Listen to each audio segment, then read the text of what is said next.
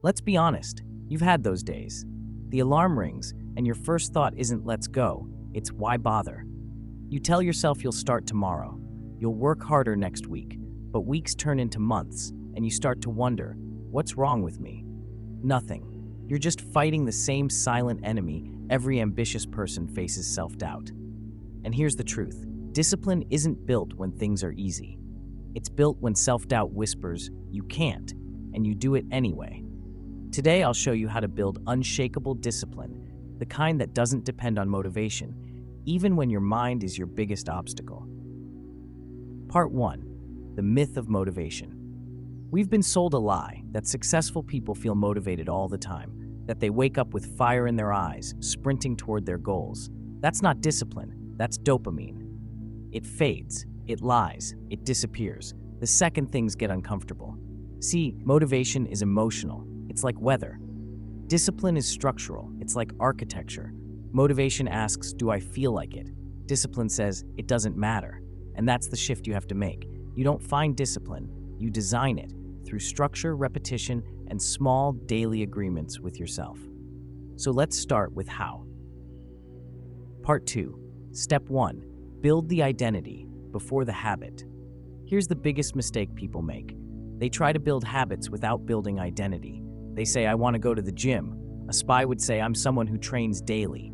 They say, I want to read more. A disciplined person says, I'm a learner. See the difference? Habits follow identity. When you start to see yourself as disciplined, every small action reinforces that belief. This is called cognitive consistency theory. Your brain wants your actions and your identity to match. If you say, I'm a disciplined person, your brain starts working overtime to prove it true. So start there, not with the to-do list, but with the I am list, because self-image is the foundation of unshakable discipline. Part 3. Step 2. Shrink the battle. Most people lose discipline because they make the battle too big. They say, I'll write for 2 hours a day. Then they do 0. But here's a spy trick from the psychological warfare playbook. Shrink the battlefield. Don't aim for perfection, aim for momentum. Write for 5 minutes. Do 1 push-up. Open the book. That's it. It sounds too easy, that's the point. When the task is small enough, your brain can't justify skipping it. Behavioral scientists call this activation energy. The smaller the start, the easier the action. Once you start, momentum takes over. That's the Zeigarnik effect. Your brain hates leaving things unfinished, so don't fight self-doubt head-on. Outsmart it. Make the start so easy that discipline becomes automatic. Part 4, Step 3. Emotion-proof your system. Self-doubt is emotional. It thrives on feeling, but discipline dies when you depend on emotion. You need a system that survives bad moods. Think of it like a pilot checklist. Even on the worst day, even when tired, uninspired, or defeated, you follow the system. No emotion required. Example, if you're building a fitness habit, you have a set time, 6 p.m., a set place, the park near your house, a set trigger, the moment you put your shoes on. That's called implementation intention. It's how elite performers make habits stick. You don't negotiate with your feelings, you obey the plan. Because when discipline depends on how you feel, self-doubt wins every time. When it depends on structure, you win every time. Part 5. Step 4. Separate the judge from the worker.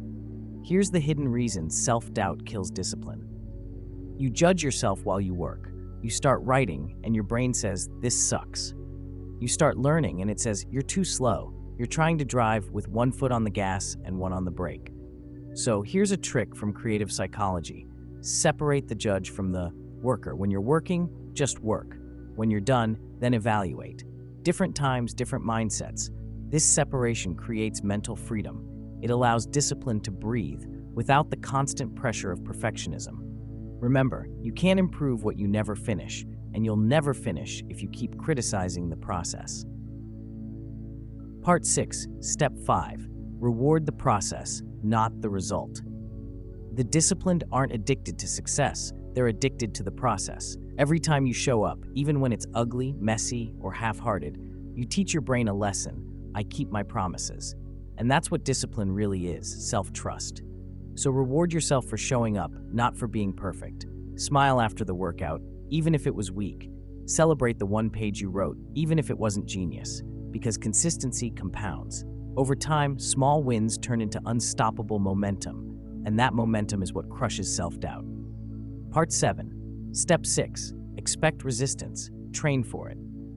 Here's the part nobody likes to hear. You'll always feel resistance. Even the most disciplined people do. They just expect it. Navy SEALs call this mental conditioning. You train your mind to expect difficulty, so when it comes, it's not a surprise, it's a signal. When your brain says, "I don't want to," that's your cue. That's the moment that matters most. Because discipline isn't built on the easy days. It's built in that 5-second window between resistance and response. Every time you act in that gap, you wire your brain for strength. You become the kind of person who moves anyway, and that's unshakable discipline. Conclusion. So, let's bring it all together. Unshakable discipline isn't about never doubting yourself. It's about acting despite the doubt. 1. Build your identity first. I am disciplined. 2. Shrink the battle. Make it easy to start. 3. Systemize. Let structure replace emotion. 4. Separate the judge from the worker. 5. Reward the process, not the result. 6. Expect resistance and train through it.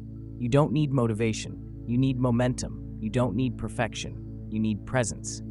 Remember, self-doubt doesn't disappear when you succeed. It disappears when you act anyway. Pause, softer tone. Because discipline isn't about feeling strong. It's about choosing strength again and again until it becomes who you are. If this message spoke to you, hit that subscribe button because the next mission is learning how to stay unbreakable when life starts to test your limits. Until then, stay steady, stay focused, and remember, you don't wait for confidence. You build it, one disciplined act at a time.